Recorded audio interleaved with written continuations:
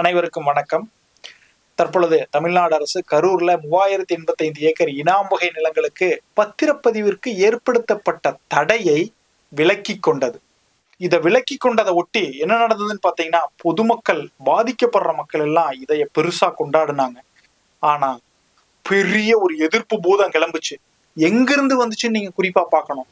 இந்து அமைப்புகளிடமும் பாரதிய ஜனதா கட்சியிடம் இருந்து, அதுல முக்கியமாக டி.ஆர். ரமேஷ், ஆலய பாதுகாப்பு குழுன்னு இருக்கிற டி.ஆர். ரமேஷ் அவர்கள் இருந்துதான் முதல் எதிர்ப்பு. அவர் என்ன செய்தி போட்டாரோ அந்த செய்தியை எந்தவித ஆவண சட்ட ஆலோசனையும் செய்யாமல் மற்ற அனைவரும் எடுத்து போட்டு வழிமொழிந்தாங்க.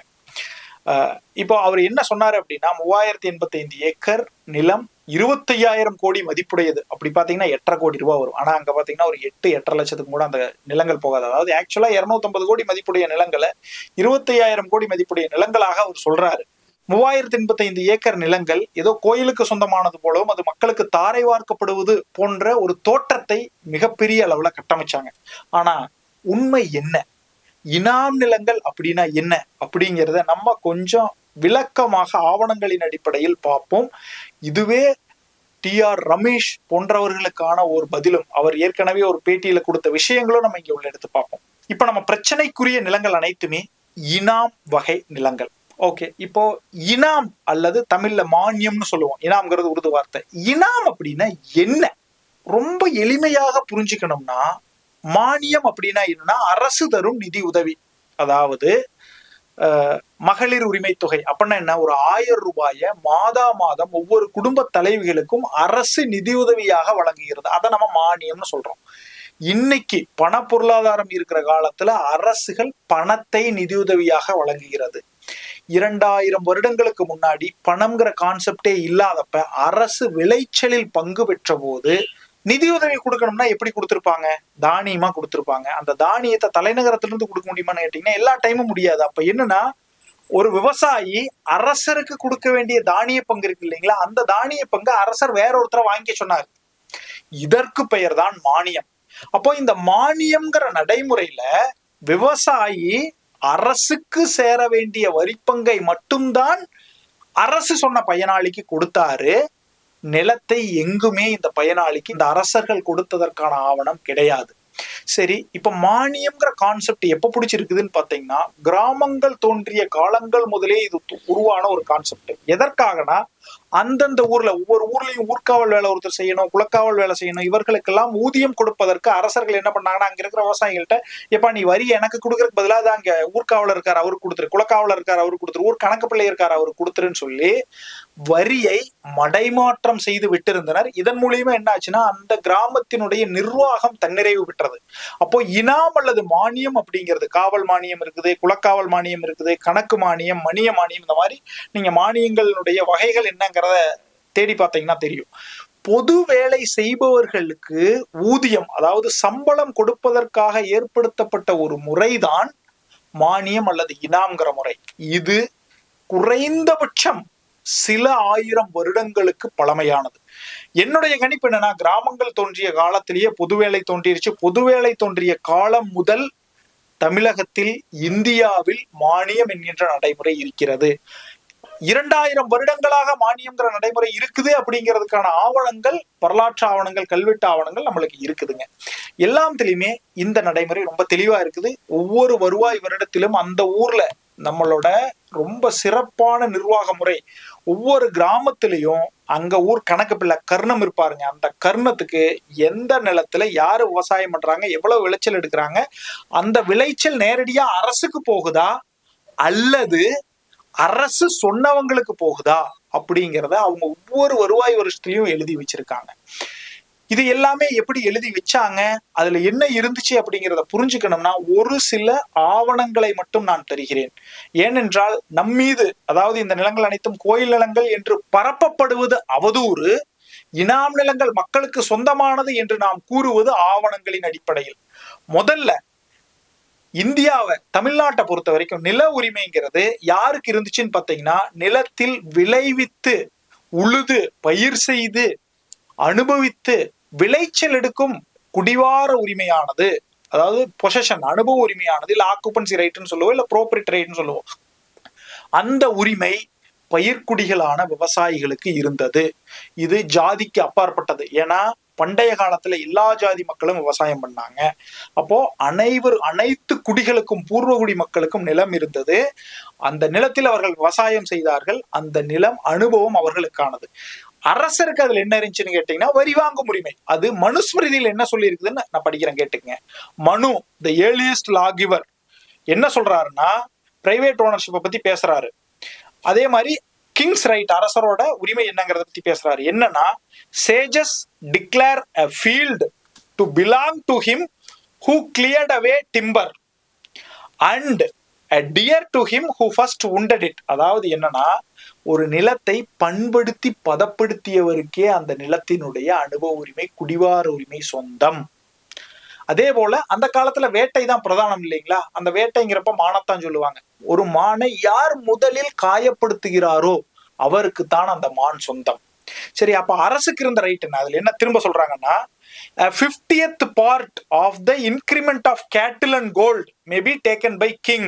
அதாவது கால்நடைகளிலும் தங்கங்களிலும் 50ல் ஒரு பகுதியை, அதாவது பெருகும் 50ல் ஒரு பகுதியை அரசு எடுத்துக்கொள்ளலாம். அடுத்தது, and 8th, 6th or 12th part of the crops, அதாவது 8ல் ஒன்றோ 6ல் ஒன்றோ 12ல் ஒன்றோ தான் அரசு தன் பங்காக எடுத்துக்கொள்ள வேண்டும். எதுக்கு? நிர்வாகம் பண்றதுக்கு, பாதுகாப்பு கொடுக்கறதுக்கு.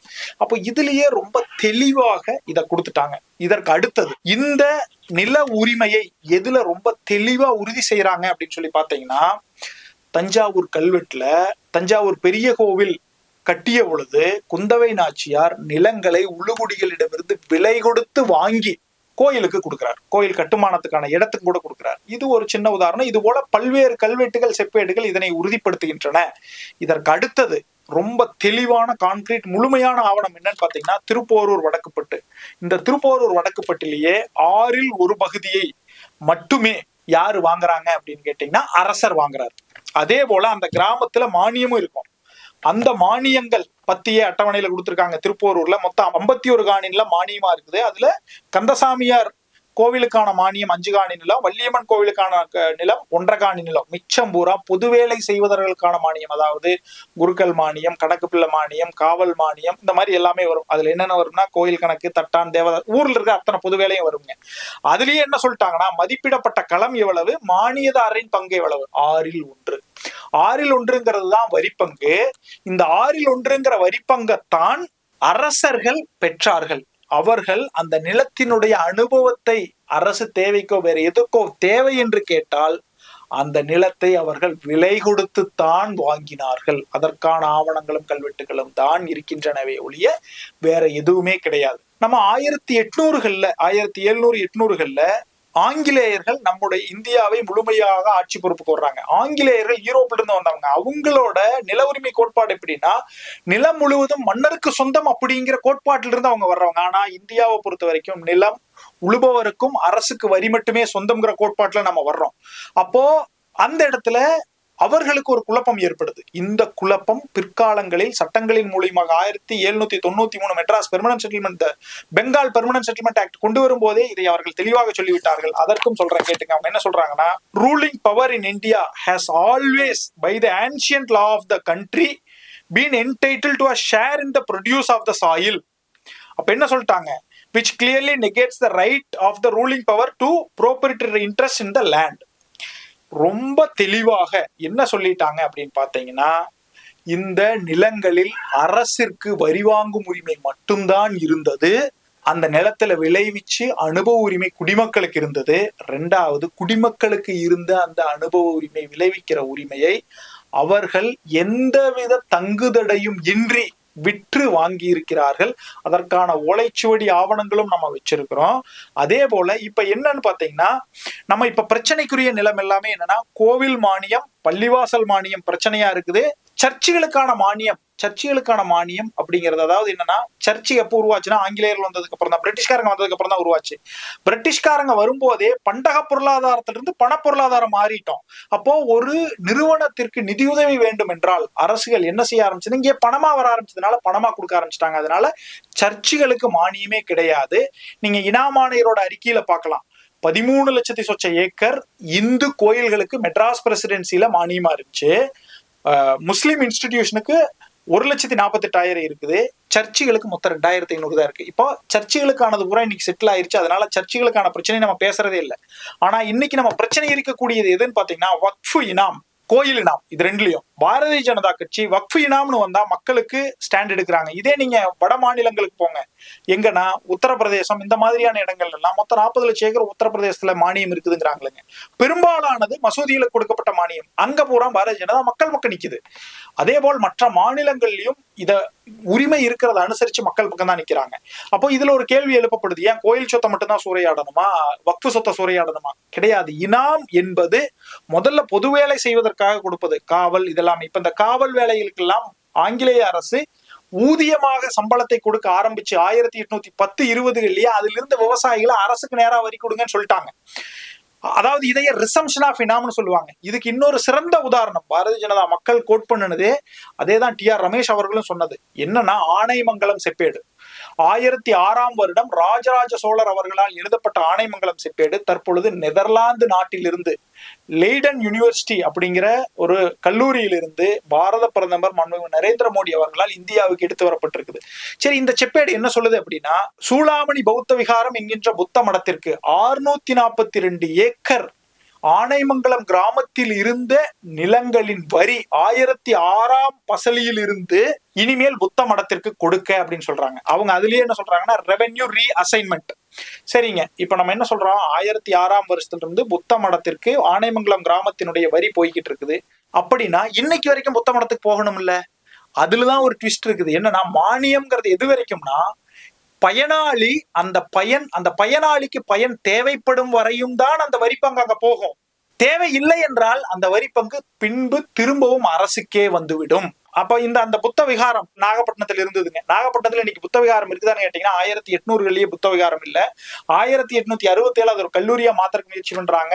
அட்மிஷன் சேர்க்கை போதுமான அளவுக்கு இல்லைன்னு சொல்லி 1887 இருந்து அது நாகப்பட்டினம் நீதிமன்றமாக இன்னைக்கு இயங்கிட்டு இருக்குது. அப்படின்னா புத்த மடம் இல்ல. அப்ப அந்த விவசாயிகள் வரியை யாருக்கு கொடுக்குறாங்க? திரும்ப அரசுக்கு கொடுக்குறாங்களுங்க.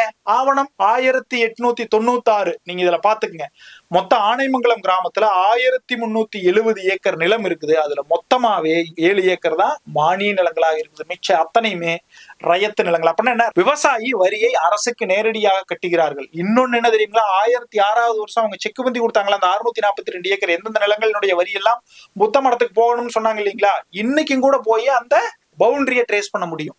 ஏன்னு கேட்டீங்கன்னா அங்க பூரா விவசாய நிலப்பரப்புல அந்த ஓடைகள் அமைப்பெல்லாம் பெரும்பாலும் மாறல. விவசாயம் தான் வருஷம் செஞ்சுக்கிட்டு இருக்கிறமே ஒழிய ஜியாகிரபிக்கல் அமைப்பு பெருசா மாறல. அதனால நீங்க அதை மொத்தமே ட்ரேஸ் பண்ண முடியும். அப்போ இனாம் மானியம் என்பது பண்டைய கால நிர்வாக நடைமுறை, 1000 காலத்து பயிர் அதற்கு மேலும். இந்த நிர்வாக நடைமுறையில் விவசாயி அரசிற்கு வரி கொடுப்பதற்கு பதிலாக அரசு சொல்பவர்களுக்கு வரி கொடுப்பார். சரி, இப்ப அரசு சொல்பவர்களுக்கு வரி கொடுப்பார் அப்படிங்கிறத பிரிட்டிஷ்காரங்க என்ன பண்றாங்கன்னா, இந்த பொது வேலை செய்வதற்கான இனாம்கள் எல்லாம் 1810-20 ஒழிச்சுட்டு அந்த விவசாயில இருந்து வரியை நேரா வாங்க ஆரம்பிச்சிட்டாங்க. சமய சார்புடைய, அதாவது பள்ளிவாசல், கோயில் இதற்கான மானியங்களை மட்டும் அவர்களுடைய கொள்கை முடிவு என்று சொல்லி டிஸ்டர்ப் பண்ணாம விட்டுட்டாங்க. இப்போ இந்த இடத்துல இருந்த மானியங்களை நிறைய மக்கள் என்ன சொன்னாங்கன்னா, அன்னைக்கு இது நான் கோயில் மானியம் சொல்லி வரி கட்டுறதுல இருந்து விலக்கு வாங்குறதுக்கு நிறைய பண்ணுனாங்க. இதை பிரிட்டிஷ்காரன் பார்த்து போட்டு இது இப்படி இருந்தா ஆகாதுன்னு சொல்லி போட்டு இனாம் ஆணையத்தை 1859 அமைச்சு இந்த மொத்த நிலங்களையும் ஆய்வு செய்யறாங்க. ஆய்வு செய்யும் போது 905 அரசாணை போட்டிருக்காங்க. அந்த அரசாணையில 9ஆம் நம்பர் பாயிண்ட்ல இது வரைக்கும் இனாம்னா என்னங்கிறத ரொம்ப கிளியரா அவங்க சொல்லிட்டாங்க. என்ன சொல்றாங்கிறத படிக்கிறேன், கேட்டுங்க.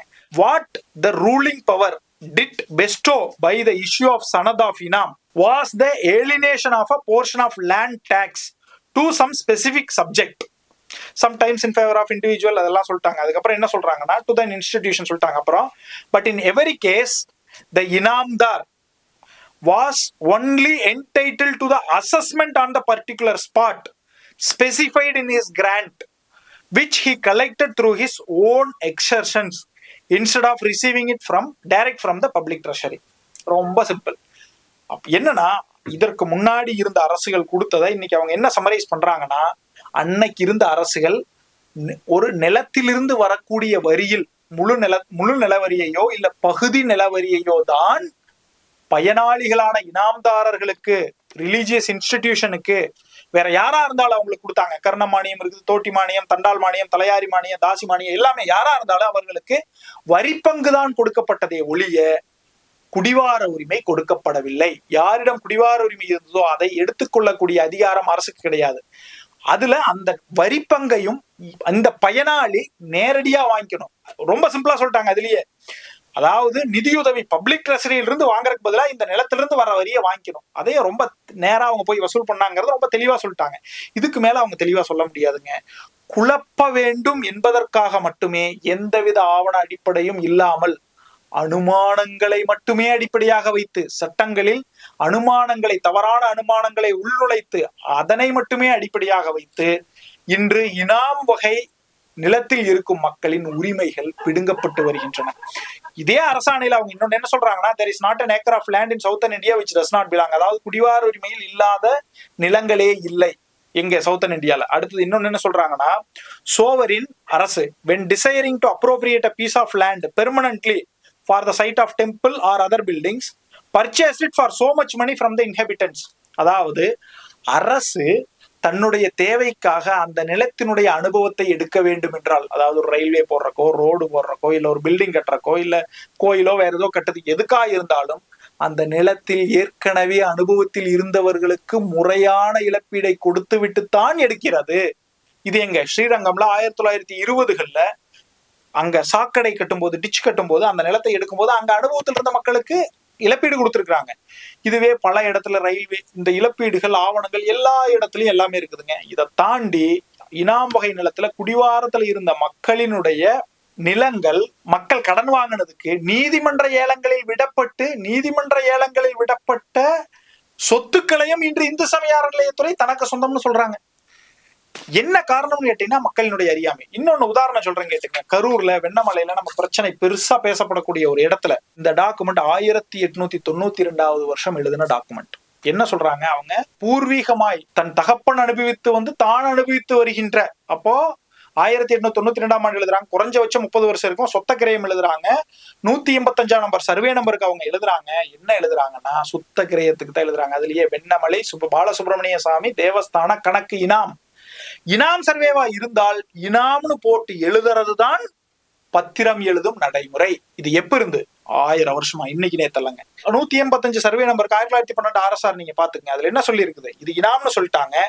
இந்த இடத்துல பாலசுப்ரமணிய சாமி கணக்கு மணியம் ஃபார் த டைம் பீயிங் தற்காலிக பட்டாபி சாஸ்திரி. அப்ப என்னையாச்சு, அப்போ 1912 RSR ப்ரிப்பேர் பண்றாங்க. 1892 இந்த விற்கிரயம் நடக்குது அப்படின்னா, இந்த விற்கிரயத்துல இருக்கிறவங்களுக்கு நிலம் சொந்தமா இல்லையா, அதை மட்டும் சொல்லுங்க. அவர்களுக்கு குடிவார உரிமை இருந்துச்சு. மேல்வார உரிமை பாலசுப்ரமணிய சாமி தேவஸ்தானத்துக்கு கணக்கு பிள்ளை வேலை பார்க்கிறவருக்கு போய்கிட்டு இருந்தது. ரொம்ப கிளியர். இது எல்லாமே ரொம்ப ரொம்ப ரொம்ப தெளிவா கிளியரா இருக்குதுங்க. இதை மேலும் எதுல உறுதிப்படுத்துறோம்னு பாத்தீங்கன்னா, 1802 பெர்மனன்ட் செட்டில்மெண்ட் ரெகுலேஷன் ஆக்ட், நிரந்தர நிலசாசுவத சட்டம் மெட்ராஸ்கானது. அதுல என்ன போட்டிருக்குன்னு பாருங்க. ப்ரோப்ரிட்டர்ஸ் ஆஃப் த லேண்ட், அதாவது குடிவார உரிமையில் இருக்கிறவங்க நிலத்தை தங்குதடை இல்லாம வித்துக்கலாம், வாங்கிக்கலாம். அதுக்கு அடுத்தது மேல்வார உரிமையில் இருக்கிறவர் விற்கணும் வாங்கணும்னா அரசு கிட்ட அனுமதி வாங்கிட்டு வித்துக்கலாம், வாங்கிக்கலாம். அதே சமயம் எங்கெல்லாம் இன்டர்மீடியரி இருக்காங்க, அதாவது அரசு நேரா வரி வசூல் பண்ணாம நடுவுல இன்டர்மீடியரி, இனாம்தாரு, ஜமீன்தாரு, பட்டா, இந்த மிட்டா, மிராசு, இந்த மாதிரி இருக்காங்க இல்லைங்களா, அவங்களுக்கு கீழே இருக்கிற ரயத்துக்கு முறையாக பட்டா கொடுத்து முச்சலிக்கை எழுதி வாங்கி வரி வசூல் பண்ணி வரி ரசீது கொடுக்கணும்னு இருக்குது. இதுல என்னன்னா, 1802 சட்டத்துல இந்த வரிய பிரிட்டிஷ்காரங்க ரெண்ட்னு போட்டாங்க அவங்களோட கான்செப்ட் படி. இதை வச்சுக்கிட்டு தான் இந்த குழப்பத்தை பூரா நடத்துறாங்க. பிரிட்டிஷ்காரங்க வர்றதுக்கு முன்னாடி தமிழ்நாட்டுல அத்தனை விவசாயம் குடிவார உரிமையோட இருந்தாங்க. பிரிட்டிஷ்காரங்க வந்ததுக்கு அப்புறம் அந்த குடிவார உரிமையில குழப்பங்களை உண்டு பண்றதுக்கான சரத்துகள் இந்த சட்டத்துல இருந்துச்சு. அந்த சரத்துகள் இருக்கிற குழப்பத்தை பயன்படுத்தி குடிவார உரிமையில் இருந்த விவசாயிகள் ஏமாற்றப்பட்டு அவர்கள் குத்தகைதாரர்களாக பல கட்டங்கள்ல மாற்றப்பட்டிருக்கிறாங்க பல்வேறு இடங்கள்ல. இன்னைக்கு இனாமொழிப்பு சட்டம், நில சீர்திருத்த சட்டங்கள்லாம் கொண்டு வந்து 2026லயும் திரும்பவும் இதே நடைமுறை தொடர்ந்துகிட்டு இருக்குதுங்கிறது தான் வேதனை. இதே 1802 கர்ணம் ரெகுலேஷன் ஆக்ட், அதுல என்ன சொல்றாங்கன்னா, அந்த கர்ணம் அந்த கிராமத்துல டாக்ஸ் எக்ஸம்டட், அதாவது அரசுக்கு வரி செலுத்தாத நிலங்கள்ல கர்ணத்தினுடைய உரிமை என்னன்னா, அந்த நிலங்கள்லயும் யாரு விளைச்சல் பண்ணாங்க, என்ன விளைவிச்சாங்க, மொத்த பங்கு எவ்வளவு, அது யாருக்கு கொடுக்கப்பட்டதுங்கிற விவரத்தை முழுமையா எழுதணும் இருக்குது. இதேதான் 1981 கிராம கணக்குகள் நடைமுறை நூல்லையும் உறுதிப்படுத்தியிருக்காங்க. நாம் பி பதிவேடுல இந்த விவரங்கள் பூரா ரெக்கார்ட் பண்ணி வைக்கணும். அப்போ 1802 இருந்து குறைஞ்சபட்சம் பிரிட்டிஷ் அரசு கிட்ட கர்ணத்தின் வாயிலாக அந்த நிலத்துல குடிவார உரிமையில யார் இருந்தாங்கிற விவரம் ரொம்ப தெளிவா இருக்குதுங்க. இப்படி இருக்கும்போது இனாம் ஆணையமும் இதை ரொம்ப தெளிவா சொன்ன போது, இதுக்கே டைட்டில் டீடு கொடுத்த உடனே அந்த இடத்துல குடிவார உரிமையில் இருந்தவங்களோட உரிமையை பறிக்கிறதுக்கு பல்வேறு வழக்குகள் நீதிமன்றத்தில் தொடரப்பட்ட போது அந்த நீதி வழக்கெல்லாம் ரத்து பண்ணி போட்டு சிவில் நீதிபதி அரசு கிட்ட ஒரு சட்டமே போட சொல்றாரு. 1869 போட்ட சட்டம். இதுலயே என்ன சொல்லிட்டாங்கன்னா, ஒரு நிலத்துல அனுபவத்துல குடிவாரத்துல யார் இருக்காங்களோ அவர்களுடைய உரிமையை டைட்டில் டீடு எனப்படும், அதாவது அந்த இனாம் ஃபேர் ரெஜிஸ்டர் எழுதி வச்சிருக்காங்க இல்லைங்களா, அந்த ஆவணம் வரி வசூல் செய்பவரின் உரிமையை குறிக்கும் ஆவணம் மட்டுமே அந்த நிலத்துல அனுபவத்தில் இருக்கிறவங்களோட உரிமையை எந்த விதத்திலையும் பாதிக்காதுங்கிறத ரொம்ப தெளிவா சொல்லிட்டாங்க. இதுவே இனாம் டைட்டில் டீடு அதை உருவாக்கும் போது என்ன சொல்றாங்கன்னு பாத்தீங்கன்னா, இது எல்லாமே அரசுக்கு வரி செலுத்தாத நிலங்கள் அப்படிங்கிறதுனால அரசு இவ்வளவுதான் தீர்வுன்னு ஒரு சில நிலத்துக்கு நிர்ணயிக்காம இருக்கலாம். நிர்ணயித்த இடத்துல நிர்ணயிச்ச தீர்வை எடுத்துக்குவாங்க. நிர்ணயிக்காத இடத்துல எப்படி தீர்வை நிர்ணயிக்கிறதுங்கிறத இனாம் ஆணையம் நடந்த போது என்ன சொல்றாங்கன்னு பாத்தீங்கன்னா, where no survey has been made and no assessment fixed by government, அரசால் இவ்வளவுதான் தீர்வைன்னு ஃபிக்ஸ் பண்ணாத இடத்துல the cess paid by ryot to the inamdar, வார்த்தை பார்த்துக்கங்க, அந்த நிலத்துல இருக்கக்கூடிய விவசாயி என்ன வரியை இனாம்தாரு கொடுக்கிறாரோ அதை குறிப்பில எடுத்துக்குங்க, அல்லது average assessment of similar government land இந்த நியர்பை விசினிட்டி. அப்போ என்ன சொல்லிட்டாங்க, ரயத்து என்ன இனாம்தாருக்கு பே பண்றாரோ அதை எடுத்துக்கன்னு சொல்லியாச்சு. அப்ப இந்த இடத்துல யாரு, ரயத்து வேற இனாம்தார் வேற. 1869 சட்டத்துல என்ன சொல்லியாச்சு, இனாம்தாருக்கு தான் டைட்டில் டீடு கொடுத்தாங்கன்னு சொல்லியாச்சு. அடுத்தது குடிவார உரிமையை விற்கக்கூடிய உரிமை இனாம்தாருக்கு கிடையாது. ஏன்னா இனாம்தார் மேல்வாரத்தை மட்டும்தான் டிரான்ஸ்பர் பண்ண முடியும், அதுக்கும் அனுமதி கிடையாது இனாம்தாருக்கு. மிட்டாமிராசுகளுக்கு அனுமதி இருந்துச்சு, இனாம்தாருக்கு கிடையாது. அப்போ அந்த நிலத்தினுடைய விற்கிரயங்கள் நடக்கிறது என்றால் குடிவார உரிமையில் இருப்பவர் மட்டும்தான் விற்க முடியும். அதையும் 1869 இனாம் ஆணையரோட அறிக்கையில் என்ன சொல்லியிருக்காங்கன்னா, .71 ரொம்ப தெளிவாவே சொல்லியிருப்பாங்க.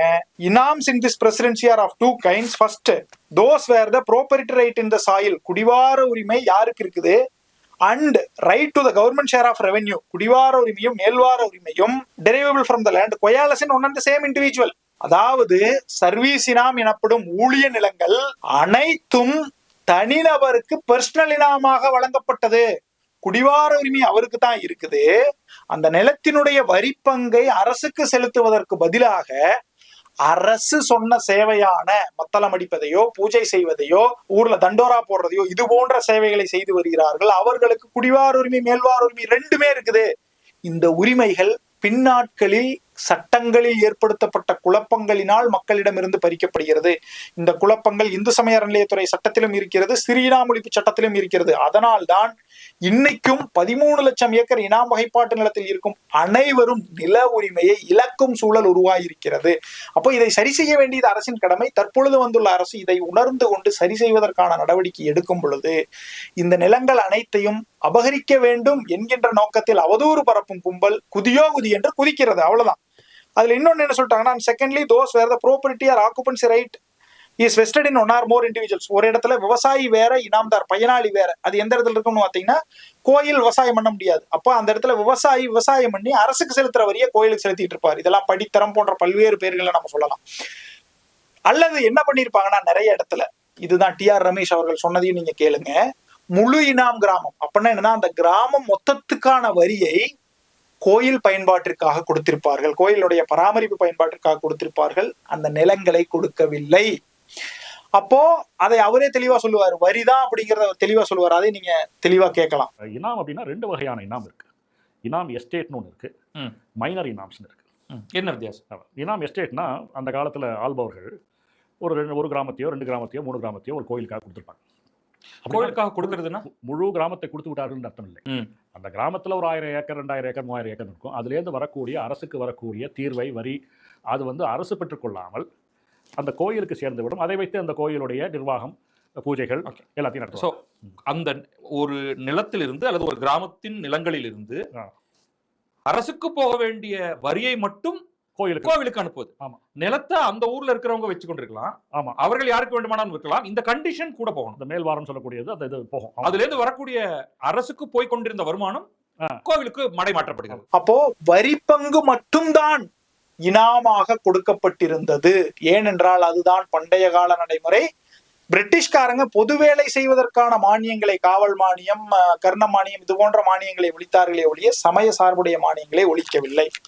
இப்போ இந்த நிலையில இந்தியா சுதந்திரம் வாங்குது. சுதந்திரம் வாங்கின உடனே, அதாவது 1925 இனாம் ஜமீன் நிலங்களில் இருக்கும் விவசாயிகளுக்கு அந்த இனாம்தார் ஜமீன்தார்கள் அதிகப்படியான வரி விதிக்கிறாங்கன்னு சொல்லிட்டு அவங்களும் சுதந்திர போராட்டத்துல பங்கு பெற்றாங்க. அதனாலதான் 1946 இனாம் ஜமீன் ஒழிப்பு சட்டங்கள் பல மாநிலங்கள்ல டிராப்டுக்கு 47, 48 அது இயற்றப்பட்டது. இந்தியால 1948 ஜமீன் ஒழிப்பு சட்டம் இயற்றப்படுது. அப்பவே என்னன்னா, இனாம் ஒழிப்பு சட்டம் இயற்றுவதற்கு கடும் எதிர்ப்புகள் இருந்த காரணத்தினாலதான் அன்னைக்கு கொண்டு வரல. அது 1963 கொண்டு வந்தது. நீங்க சட்டசபை டிஸ்கஷன் எடுத்து பாத்தீங்கன்னா தெரியும். அதுலயும் தவறான ஒரு அனுமானத்தை, 44ங்கிற அனுமானம் தான் மிஸ்டர் டி ஆர் ரமேஷ் அவர்கள் பேசுறாரு.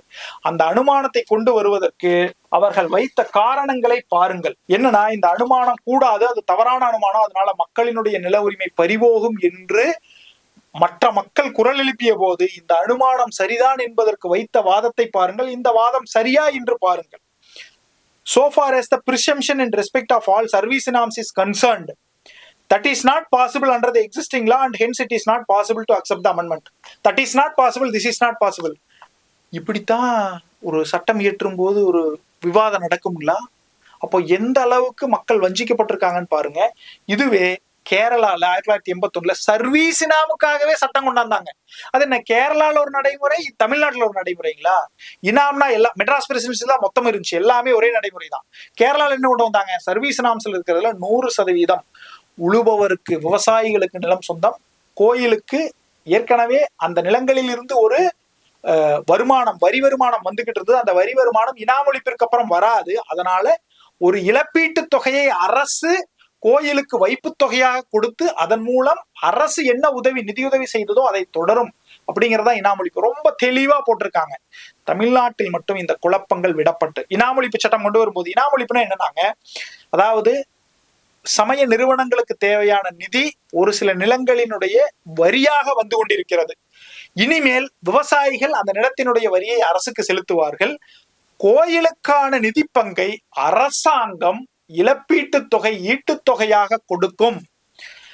இழப்பீட்டு தொகை, ஈட்டுத்தொகை என்னென்ன, மோகினி அலவன்ஸ், தஸ்திக் அலவன்ஸ், பேரேஜ் அலவன்ஸ். அப்போ இந்த ஈட்டுத்தொகைகளின் பெயரில் இன்று வரை இழப்பீட்டு தொகைகள் கோயில்களுக்கு வழங்கப்பட்டு வருகின்றன.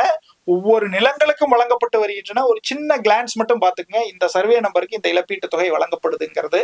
இது போன்று அனைத்து கோயில்களுக்கும் வழங்கப்பட்டு வருகின்றன. இதே போல வக்ஃபுக்கும் வழங்கப்பட்டு வருதுங்க. வக்ஃபு இனாம்ல இன்னைக்கு பிரச்சனை பெருசா கிடையாது. அங்கேயும் பத்திரப்பதிவு தடை இருந்துச்சு.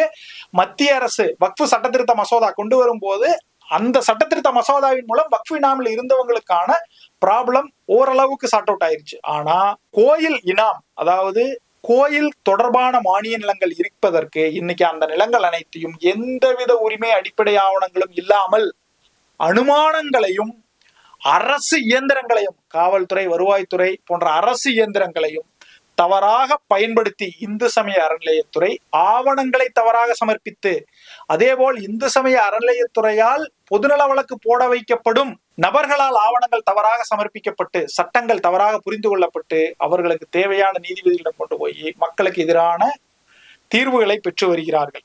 உதாரணம் என்ன சொல்றேன்னா, ரொம்ப எளிமையான இந்த கேள்வியை கேளுங்க. ஒரு கோயில் அந்த நிலத்திலிருந்து வரி வசூல் செய்வதற்கான ஆவணங்கள், வரி வசூல் செய்வதற்கான வரி ரசீதுகள், அவர்களுடைய உரிமை ஆவணங்கள் அனைத்துமே 1963 இனாம் ஒழிப்பு சட்டத்திலேயோ இல்ல 1948 ஜமீன் ஒழிப்பு சட்டத்திலேயோ 1963 இனாம் எஸ்டேட் ஒழிப்பு சட்டத்திலேயோ அரசிடம் திரும்ப ஒப்படைத்து விட்டது.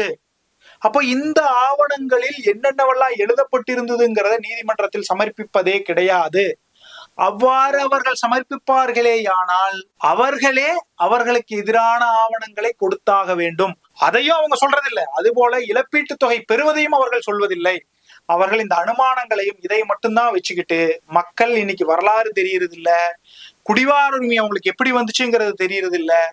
எதையுமே மக்கள் அதை புரிஞ்சுக்கிறதுக்கு முன்னாடியே அவங்களுக்கு வழக்கு முடிச்சு போயிடுறதுனால, நிறைய வழக்கறிஞர்களும் இது ரொம்ப காலமானதுனால இதனுடைய விவரங்கள் முழுசா தெரியுது இல்லை. இனாம் டென்யூர்ஸை பத்தி ரொம்ப தெளிவா தெரியறது இல்ல. லா காலேஜுகளையும் இதை பத்தி சொல்லித்தரது இல்லைங்கிற காரணத்தினால என்ன ஆகுதுன்னு பாத்தீங்கன்னா, மக்களுக்கு இந்த விவரங்கள் இல்லாமல் இருக்கின்ற காரணத்தினால் இவை அனைத்தையும் சாதகமாக பயன்படுத்தி அவர்களுக்கு இருந்த உரிமை விவரங்களை மறைத்து, ஆவணங்களை மறைத்து, அவங்க இப்ப கொடுக்குற ஆவணம் 1963 IFR, அது அரசால் 1963 சட்டப்படி திரும்ப எடுத்துக்கொள்ளப்பட்டது. 1863 IFR ஆவணம், 1879 OSR, 1912 RSR, இவைகள் அனைத்தும் அரசால் திரும்ப எடுத்துக்கொள்ளப்பட்டது. இந்த ஆவணங்களிலும் என்ன குறிக்குதுன்னா, இனாம்தாரர், அதாவது வரி வசூல் செய்யக்கூடிய உரிமையை பெற்றிருந்தவருக்கான குறிப்புகள் மட்டும்தான் இருக்குதே ஒழிய குடிவாரத்துக்கான குறிப்பு எங்குமே கிடையாது. இதுல இன்னொன்னு சொல்லுவாங்க. என்ன சொல்லுவாங்கன்னா, IFRல 10ஆம் நம்பர் காலத்துல பெர்மனன்ட் இருக்குதுன்னு. Permanent so long as the chaudhri is kept up. நீங்க ஒரு உதாரணம் படிங்க. அதாவது என்னன்னா, இந்த நிலத்தினுடைய வரிப்பங்கு பயன்பாட்டிற்கு தேவை இருக்கும் வரை போகும், தேவை முடிந்தவுடன் அரசு திரும்ப எடுத்துக்கொள்ளும். அதுதான் ரிசம்ஷன். சரிங்களா? இது எல்லாமே நம்ம ஆனைமங்கலம் செப்பேடு முதற்கொண்டு இது எல்லாமே ரொம்ப தெளிவா சொல்லுதுங்க. சட்டம் இது எல்லாமே தெளிவா இருக்குது. சட்டம் வரலாற்றோடு பின்னி பிணைந்தது. இந்த இனாம் நிர்வாக முறையை புரிஞ்சுக்கிறது கொஞ்சம் கஷ்டம்ங்கிறதுனால மக்களும் புரிஞ்சுக்கல, வழக்கறிஞர்கள் நிறைய இடத்துல புரிதல் குறைபாடு இருக்கிற காரணத்தினால இதை சாதகமாக பயன்படுத்தி அவதூறு கருத்துக்களை மக்களிடையே பரப்பி, அதாவது கோயில் நிலங்களை யாரோ ஆக்கிரமிச்சிருக்காங்க திருடங்கிற மாதிரி. இதுல யாருமே ஆக்கிரமிப்பாளர்கள் கிடையாது. 1000-2000 வருடங்களாக முறையான சட்டப்படிதான் அந்த நிலத்துல அனைத்து மக்களும் உட்கார்ந்துருக்காங்க. அவர்களுடைய உரிமை மறுக்கப்பட்டு பறிக்கப்படுகிறது. அதுவும் கடந்த 60 ஆண்டுகள்ல மக்கள் கடுமையாக சிதைக்கப்பட்டிருக்காங்க. கடந்த 5 வருஷம்னா மிகவும் இருண்ட காலம். அப்போ அவதூறு கருத்துக்களை பரப்பும் இந்த அமைப்புகளுக்கு ஆதரவாக முன்னாள் இந்து சமய அறநிலையத்துறை அமைச்சர் சேகர்பாபு செயல்படும் போது அவரை பாராட்டுவாங்க இல்லைங்களா? அவர் அவங்களுக்கு சர்க்கரையா தானே செயல்படுவார். இப்ப வந்திருக்கிறவங்க உண்மையின் பக்கம் நின்றால் இவர்களுக்கு உண்மையும் கசக்கும், உண்மையின் பக்கம் நிற்பவர்களும் கசப்பார்கள். அதனால்தான் இன்னைக்கு என்ன சொல்றாங்கன்னா, இன்னைக்கு இருக்கக்கூடிய அரசை அவதூறு பேசுவதற்கான வேலையை செய்கிறார்கள். ஏற்கனவே நாங்க விட்ட சவால் தான். அதுல பெரிய பரிசு தொகையையும் அறிவிச்சிருக்கோம். TR ரமேஷ் ஆகட்டும், அவர் சொல்லி மற்றவர்கள் எல்லாம் பேசுகிறார்கள் அல்லவா, அவர்கள் அனைவருக்கும் திரும்பவும் அதே சவாலை விடுகிறோம். இனாம் வகை நிலங்கள் கோயிலுக்கு சொந்தமானவை என்று அவர்கள் நிரூபித்தால் மிகப்பெரிய பரிசு தொகை அறிவித்ததை தருகிறோம். ஆனால் அவர்களால் நிரூபிக்கவே முடியாது. ஆவணங்களின் அடிப்படையில் நிரூபிக்க முடியாது. அனுமானங்களின் அடிப்படையிலோ அவதூறுகளின் அடிப்படையிலோ தான் நிரூபிக்க முடியும். இவைகள் அனைத்தும் மக்களுக்கு குடிவார உரிமை உடைய 100% மக்களுக்கான நிலங்கள். இது யாராலும் பெரு செல்வந்தர்களாலோ, பண்டைய காலங்களில் மக்களாலோ, அரசர்களாலோ, ஜமீன்தாரர்களாலோ தானமாக கொடுக்கப்பட்ட நிலங்கள் கிடையாது. இது ஒரு நிர்வாக நடைமுறை. இந்த நிர்வாக நடைமுறையில் அரசு தனக்கு சேர வேண்டிய வரிப்பங்கை மட்டுமே பயனாளிகளுக்கு கொடுத்திருந்தது. அன்றைக்கு அது தேவை இருந்தது, இன்றைக்கு அது தேவையில்லை. அந்த வரிப்பங்கை வாங்கும் உரிமையை திரும்ப எடுத்துக்கொண்டு இந்த பயனாளிகளான கோயில் பள்ளிவாசல்களுக்கு தமிழக அரசு, அதேபோல் மற்ற மாநில அரசுகளும் பணத்தை இழப்பீட்டு தொகையாக கொடுத்து கொண்டிருக்கிறது. உண்மைகளை மறைத்து, ஆவணங்களை மறைத்து, இந்த நிலங்கள் அனைத்தையும் தவறான கருத்துக்களை மக்களிடையே பரப்பி, கோவில் நிலங்களை மக்கள் ஆக்கிரமித்து விட்டார்கள் என்ற பொய்யை பரப்பி, அரசு இயந்திரங்களை தவறாக பயன்படுத்தித்தான் மக்களிடமிருந்து அபகரிக்கப்படுகிறதே தவிர இந்த நிலங்கள் அனைத்திலும் மக்களுக்கு உரிமை உண்டு. ஆகவே அரசு எடுத்த இந்த நடவடிக்கையானது இனாம் வகை நிலங்களில் வசிக்கும் மக்களுக்கு அவர்களின் வீடுகளில் மிகப்பெரிய ஒரு புத்தெழுச்சியையும் புத்துணர்வையும் மகிழ்ச்சியையும் கொடுத்துள்ளது. இந்த நடவடிக்கை அவசியமானது, அத்தியாவசியமானது. ஆகவே இந்த நடவடிக்கையை தொடர்ந்து செய்து இந்த நிலங்களில் வசிக்கும் பூர்வகுடி இந்து மக்களின் உரிமையை காத்தருள வேண்டும். அதேபோல் போலியாய் அவதூறு கருத்துக்களை பரப்பும் இந்த நபர்கள் கூறும் எதையும் ஏற்க வேண்டாம் என கேட்டுக்கொண்டு உடனடியாக 13 லட்சம் ஏக்கர் இனாம் வகைப்பாட்டு நிலத்தில் வசிக்கும் 30 லட்சம் குடும்பங்களின் வீடுகளில் ஒளியை ஏற்ற வேண்டுமாய் மாண்புமிகு இந்து சமய அறநிலையத்துறை அமைச்சர் ரமேஷ் அவர்களையும், மாண்புமிகு வருவாய்த்துறை அமைச்சர் செங்கோட்டையன் அவர்களையும், இதர அமைச்சர் பெருமக்களையும், மாண்புமிகு முதலமைச்சர் ஜோசப் விஜய் அவர்களையும் மக்களின் சார்பாக கேட்டுக்கொள்கிறோம். நன்றி, வணக்கம்.